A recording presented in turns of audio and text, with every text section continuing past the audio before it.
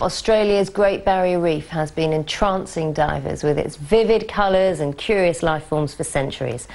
For one man, though, the glimpses he caught underwater weren't enough. Using time-lapse photography, Dr. Pim Bongaerts from the University of Queensland has brought the living coral to life, showing movement that's normally too slow for us to see. He shared some of his remarkable footage. We haven't really seen corals as actual living animals that can show responses. What always frustrated me is that you always, when you're diving, you only get to see this snapshot of these processes that occur on coral reefs. And out of this frustration, really, I started playing with the idea of using time-lapse to actually start documenting some of these processes.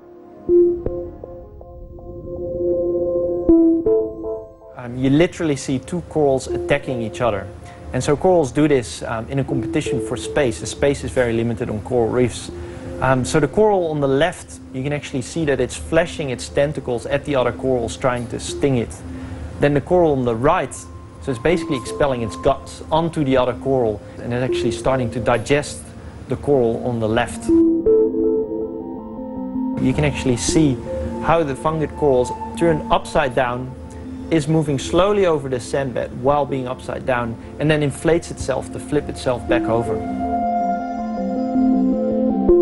Some of the videos are shot in aquaria, but this was actually using a camera that was set up underwater at a depth about 15 meters around Heron Island.